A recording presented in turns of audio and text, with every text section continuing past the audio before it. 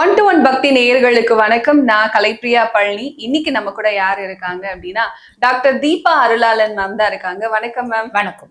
குரு பயிற்சி வந்தாலே எல்லாருக்குமே ஒரு சந்தோஷம், பூரிப்பு எல்லாமே இரட்டிப்பு 2 மடங்கா மாறிடும்.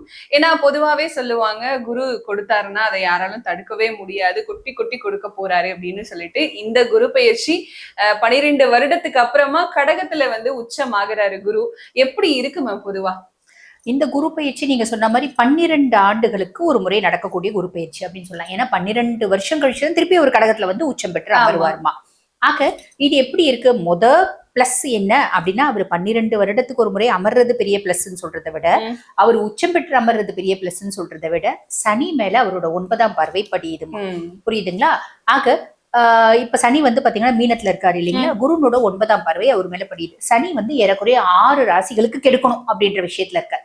மேஷ ராசி அன்பர்களுக்கு 7 நாட்டு சனியா இருக்காரு, சிம்ம ராசி அன்பர்களுக்கு அஷ்டம சனியா இருக்காரு, கன்னி ராசி அன்பர்களுக்கு கண்டக சனியா இருக்காரு, தனுசு ராசி பர்சனாலிட்டிஸ்க்கு அர்த்தாஷ்டம சனியாகும், கும்பராசி பர்சனாலிட்டிஸ்க்கு பாத சனியாகும், மீன ராசிக்கு ஜென்ம சனியாகவும் இருக்கு. ஆக இந்த 6 பேரை கெடுக்கணும் அப்படின்ற ஒரு விஷயத்தோட ஒரு முடிவோட சனி பகவான் இருக்காரு.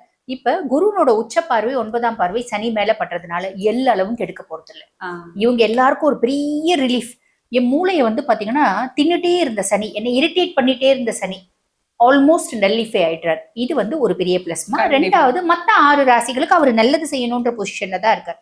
நல்லது செய்யணும் பொசிஷன்ல இருக்கவர் குருனோட பார்வை பண்றதுனால கடகட கடகட நிறைய நல்லது செய்ய போறார். ஆக ஆண்டிகோல் நீங்க பாருங்க, 12 ராசிகளுக்கும் குரு பயிற்சினால நன்மைகள் அப்படின்றது உண்டு.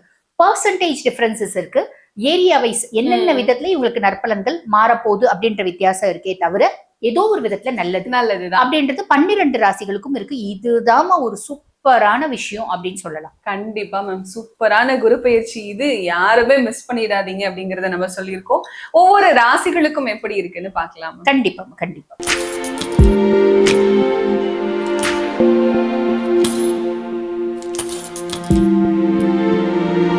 அடுத்ததா கன்னிராசி மேம். கன்னிராசிக்கு இந்த குரு பயிற்சியில என்ன மாதிரியான பலன்கள் கிடைக்க போகுது? கன்னிராசி அன்பர்களுக்கு பாத்தீங்கன்னா குரு பகவான் இப்ப லாபஸ்தானத்துல உட்கார்ந்துட்டு இருக்காரு. ஆக அவங்க செய்யக்கூடிய தொழில்ல ஒரு பெருத்த லாபம் அப்படின்றது வரப்போகுது. பொதுவாவே கன்னி பாத்தீங்கன்னா ரொம்ப ஜீனியஸ் பர்சனாலிட்டிஸ். ஒரு விஷயத்த ஒரு முறை ட்ரை பண்ணிட்டு தோல்வியை அக்செப்ட் பண்ணிக்கூடிய பர்சன்ஸே கிடையாது. முதல்ல அவங்க ஒரு விஷயத்த செய்ய போறதுக்கு முன்னாடி தோல்வியே வராத மாதிரி அதை பிளான் பண்ணி செய்வாங்க அப்படின்னு சொல்லுவாங்க. கண்டிப்பா. பொதுவா நம்மளுக்கு பாத்தீங்கன்னா எய்தர் திஸ் ஆர் தட் அப்படின்ற மாதிரி தான் பிளான் வைப்போம். அவங்க அப்படி கிடையாது. ஒரு மரத்துக்கு எத்தனை கிளைகள் இருக்கு அத்தனை பிளான் வைப்பாங்க. இந்த கிளை இல்லைன்னா அந்த கிளை, குறைஞ்ச இந்த கிளத்துல இருந்து அந்த கிளைக்கு தாவம் அந்த மாதிரி இதுல இருந்து அதுல இருந்து இதுல ஆக மொத்தம் நான் அந்த விஷயத்த செஞ்சே தீருவேன், ஆக மொத்தம் நான் மாம்பழத்தை பறிச்சே தீருவேன் அப்படின்ற ஒரு மைண்ட் செட் அவங்களுக்கு இருக்கும். அப்ப தொழில் ரீதியா அவங்க செய்யறாங்க அப்படின்னும் போது ரொம்ப பிளான் பண்ணி செய்வாங்க. ஆப்வியஸ்லி அவங்களோட அதீத புத்திசாலித்தனம், மாற்றம் ஒன்றே மாறாதது அப்படின்ற எண்ணம், எந்த ஒரு விஷயத்தையும் இன்டெப்தா நாலேஜ் கலெக்ட் பண்ணிக்கக்கூடிய அவங்களோட கெப்பாசிட்டி சக்சஸ் நோக்கி தான் கொண்டு போகும். இதுல மாற்றுக்கிறது கிடையாது. பட் இருந்தாலும் கடந்த சில வருடங்கள கன்னிக்கு பெருசா ஃபேவர் ஆயில. அதுவும் சனி பயிற்சி ஆனதுல இருந்து கண்டக சனி வந்ததுல இருந்து நிறைய கன்னிராசி அன்பர்கள் பாத்தீங்கன்னா ரொம்ப சிம்பிளா 2 வீலர் ஓட்டிட்டு போறாங்க அப்படின்னு வச்சுக்கோங்க. பல விதத்துல சந்திச்சாங்க. நம்ம ஒரு எக்ஸாம்பிள் சொல்லலாம். ஜாதகம் பார்க்க வரும்போது இந்த விஷயத்த சொன்னவங்க நிறைய பேர் உண்டு. அதனால இந்த விஷயத்த நம்ம பதிவிடலாம். நான் பாட்டும் 2 வீலர் ஓட்டிட்டு போட மேடம், எங்க இருந்து நாய் ஓடி வந்துச்சு தெரியல, குடுகுடுன்னு ஓடி வந்துச்சு. நான் வண்டி வந்த ஸ்பீடுக்கு ஸ்லோ பண்ணியும் அது மேல இடிச்சு விழுந்து நாய் கோயின் கத்தின்னு ஓடி போச்சு. ஆனா எனக்கு கால் பாத்தீங்கன்னா ஒரு பெரிய பிராக்சரு, ராட் வச்ச கால். அதே மாதிரி பாத்தீங்கன்னா வண்டிக்கு நிறைய செலவு பண்ண, ரொம்ப நாள் தாங்கி நடந்த இதை சொன்னாங்க. அதே மாதிரி பாத்தீங்கன்னா இவ்வளவு நாள் வரைக்கும் என் மனைவி பெருசா, இப்ப லேடிஸா இருந்தா கணவர், என் மனைவி பெருசா நான் 2 வார்த்தை பேசும்போது அவன் 4 வார்த்தை பேசுவாதான். இதுல மாற்றுக்கிறது இல்ல. பொதுவா இதுவும் இந்த கார்னர் ராசி பாத்தீங்கன்னா அந்த காலபுருஷனுக்கு 4 கார்னர்ல இருக்கிற காலச்சக்கரத்துக்கு. அப்ப இது பாத்தீங்கன்னா இந்த கார்னர் ராசி வருது இல்லைங்களா, ரைட் மோஸ்ட் கார்னர் வரும். அப்ப இவங்களுக்கு எல்லாம் ஃபேமிலி லைஃப் காம்ப்ரமைஸ் தான். ஓகேங்களா? அப்ப நான் 2 வார்த்தை பேசும்போது 4 வார்த்தை அவ பேசுவா, ஓகேன்னு விட்டுரு. ஆனா இப்ப நான் 2 வார்த்தை பேசும்போது 400 வார்த்தை பேசுவேன். எந்த அளவுக்கு பேசுறான்னா என்னால கண்ட்ரோல் பண்ண முடியல. 4 சாத்தணும்னு தோணுது. ஆனா சாத்திட்டா என்ன பண்ண முடியும்? இன்னும் பெருசா தானே பிரச்சனை வரும். அதனால வேற வழி இல்லாம பல்ல கடிச்சிட்டு இருக்கு. முடியல என்னால அவளை விட்டு பிச்சுன்னு வந்துடலாம்னு நினைக்கிறேன். இந்த மாதிரி எண்ணங்கள் நிறைய கண்ணிக்கு வந்துச்சு. இவ்வளவு நாள் வரைக்கும் எனக்கு ஆரோக்கிய குறைபாடுகள் பெருசா இல்ல. ஏதோ கொஞ்சம் கொஞ்சம் இருந்துச்சு. மருந்து மாத்திரை சாப்பிட்டுட்டு இருந்தேன். அண்டர் கண்ட்ரோல்ல இருந்தேன். இப்ப என் கையை மீறி என்னோட ஆரோக்கிய குறைபாடுகள் போகுது அப்படின்ற மாதிரி அமைப்பு.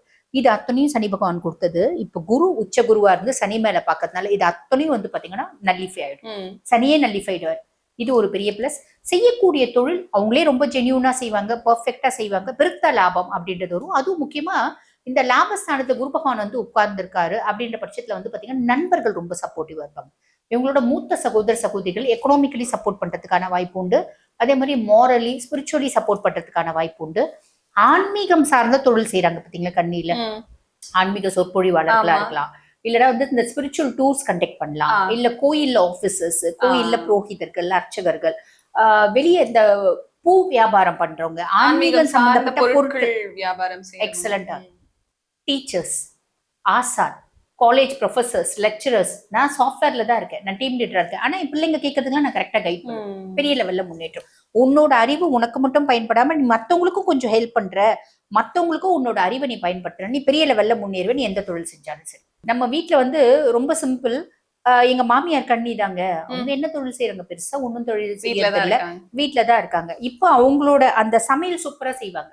அந்த சமையல யூடியூப், எஃபி, இன்ஸ்டால போடும்போது அவங்க பெரிய லெவல்ல ஷைன் ஆகும்.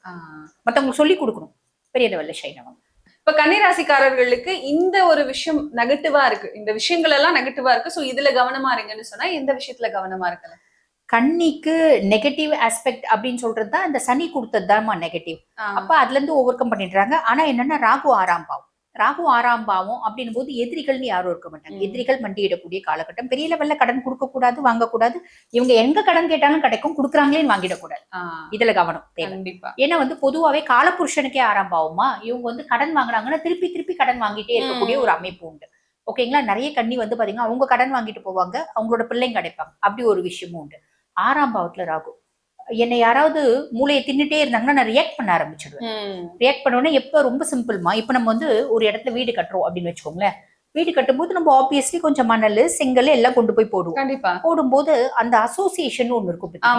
அந்த அசோசியேஷன்ல 4 பெருசுங்கன்னு இருக்கும். அந்த 4 பெருசுங்க பொதுவா வந்து பெரியவங்க வந்து பாத்தீங்கன்னா ஒரு ரிட்டையர் ஆயிட்டு இருக்காங்க அப்படின்னா அவங்க அறிவை மத்தவங்களுக்கு பயன்படுத்துவாங்க, நல்லது நிறைய செய்வாங்க. ஆனா சிலது அது 2 இருக்கும். யார் நல்லா இருந்தாலும் பிடிக்காது. அந்த மாதிரி பெருசு அதாவது இவங்க கிட்ட வந்து மாட்டிட்டு நீ என்ன you are exploiting the association rules, நீ இங்க மண்ணை போடுற, இங்க தண்ணியை ஊத்துற அப்படின்ற மாதிரி வரும். நம்மளுக்கு கோவம் வந்து பெருசா சண்டை போகும், இல்லைன்னா கை உங்க போகும். அதுல கவனமா இருக்கணும். அது பாட்டுன்னு கத்திட்டே இருக்கா, என்ன இதுவா கல் எடுக்கணுமா 1 நிமிஷம் அப்படின்னு சொல்லிட்டு கதவு போட்டு வெளில போயிடணும், இல்லைன்னா கவுச தாப்பல் போட்டுன்னு உள்ள வந்துடணும்.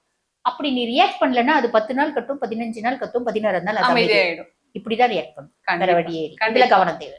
இப்ப கன்னிராசிக்காரர்களுக்கு எதிர்பார்க்காம ஒரு விஷயம் நடக்கும்னா என்ன விஷயமா இருக்கும்? அவங்க செய்யற அத்தனை முயற்சியும் சக்சஸ் ஆகும். எல்லாமே சக்சஸ் ஆகும் நல்ல விதத்துல. லவ் பண்றாங்கன்னா லவ் சக்சஸ் ஆயிடும். யூஜி சீட் ரொம்ப நாளா பிளான் பண்ணிட்டு இருக்காங்கன்னா சக்சஸ் ஆயிடும். நிறைய காதல் திருமணத்துல முடியும். இப்ப கன்னிராசிக்காரர்கள் எந்த கடவுள் வழிபாடு செய்யலாம்? ஆல்வேஸ் கன்னி நரசிம்ம வழிபாடு. ஏன்னா பெருமாள் வழிபாடு. அதுலயும் கண்டகசனி குருனோட பார்வையினால நல்லிஃபை ஆயிடுறாரு. நடுவுல குரு அதிசாரமா பயிற்சி ஆகும் போது பார்வை இருக்காது. அப்ப குட்டி குட்டி கண்டங்கள், திருப்பி ஒரு நாய் குறுக்கு வரும், பூனை குறுக்கு வரும், நம்ம கீழே விழுவோம். அப்ப நீ நரசிம்ம வழிபாடு பண்ற அப்படின்னா அந்த மாதிரி எதுவும் அசம்பாவிதம் நடக்கும்.